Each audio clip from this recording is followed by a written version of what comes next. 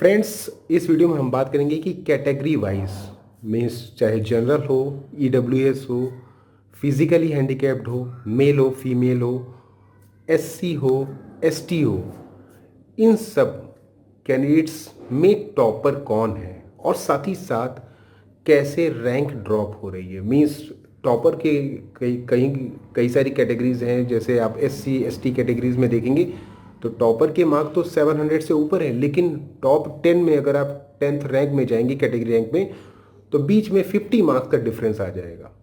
तो इस तरह से कैटेगरी रैंक सीधे ड्रॉप होती है। टॉपर तो बहुत अच्छा स्कोर करते हैं, लेकिन कैटेगरी रैंक आपकी ड्रॉप हो जाती है काफ़ी, जिसकी वजह से आपकी जब आपका फाइनल सिलेक्शन होता है तो based on your category rank होता है।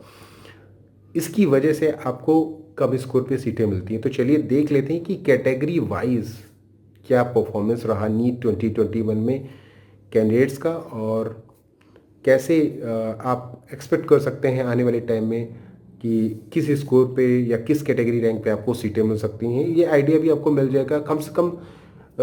एम्स न्यू दिल्ली का तो आइडिया यहाँ से आपको मिल जाएगा। तो चलिए देख लेते हैं क्या है कैटेगरी वाइज आप लोग का नीट 2021 में परफॉर्मेंस। दोस्तों बात कर लेते हैं कैटेगरी वाइज टॉपर्स की। तो top 10 female candidates physically handicapped में सबसे हाईएस्ट मार्क्स जो हैं वो 658 हैं, और rank means 10th candidates 550 score किए, मींस सबसे हाईएस्ट 658 है। इसके अलावा टॉप 10 फिजिकली हैंडीकैप्ड मेल का जो परफॉर्मेंस है वो 686 है इस बंदे को, और इसके नीचे 587 तक आपको एम्स मिल जाएगा, दिल्ली मिल सकता है। इसके अलावा 10 अनरिजर्व्ड कैंडिडेट्स टॉपर्स जो हैं वो जनरल कैंडिडेट्स हैं, वो हैं 720, जैसे कि पहले भी आपको बता चुका हूँ। और इन सब कैंडिडेट्स के लिए एम्स न्यू दिल्ली रखा हुआ है। ईडब्ल्यूएस कैंडिडेट्स में जो टॉपर है वो 715 है। इस बार ईडब्ल्यूएस बहुत सारे कैंडिडेट्स ने चूज़ किया हुआ है, इसलिए जनरल भी है ईडब्ल्यूएस भी है, दोनों कैंडिडेट्स काफ़ी इस बार आपको मिलेंगे, क्योंकि ईडब्ल्यूएस का सर्टिफिकेट बहुत लोगों ने बनवाया है। तो इस बार ईडब्ल्यूएस का थोड़ा सा प्रभाव भी आपको कम दिखेगा जनरल के कैंडिडेट्स से। इसके अलावा टॉप 10 एससी कैंडिडेट्स में जो हमारा एससी कैंडिडेट टॉपर है वो है 710, बहुत ही अच्छा परफॉर्मेंस है, और 690 रैंक 10 है कैटेगरी रैंक। तो ये मान के चलिए कि 685 के करीब या 680 के करीब एम्स न्यू दिल्ली का एससी का कट ऑफ जा सकता है।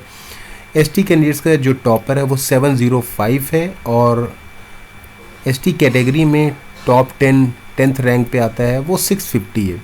तो 645-650 के करीब जा सकता है। इसके अलावा ओबीसी एनसीएल कैटेगरी में हमारा टॉपर है 715 स्कोर, और कैटेगरी रैंक 10 तक 710 स्कोर।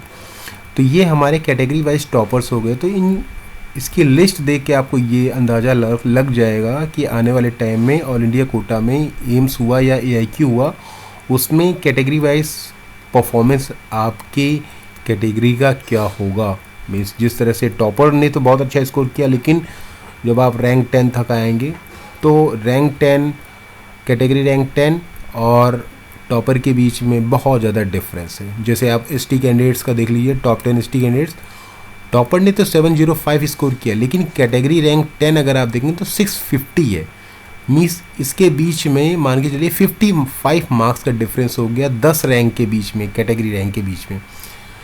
तो ये काफ़ी कम स्कोर जाएगा एसटी कैंडिडेट्स का। इसी तरह से ओबीसी एनसीएल और जनरल में बहुत कम डिफरेंस आपको देखने को मिलेगा, क्योंकि यहाँ पे परफॉर्मेंस काफ़ी अच्छी रहती है कैंडिडेट्स की।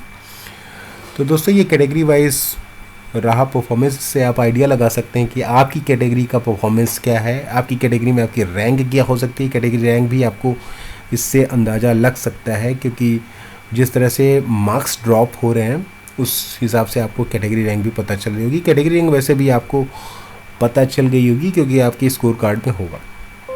तो ये आइडिया मैंने छोटा मोटा दे दिया है दोस्तों। तो दैट्स ऑल।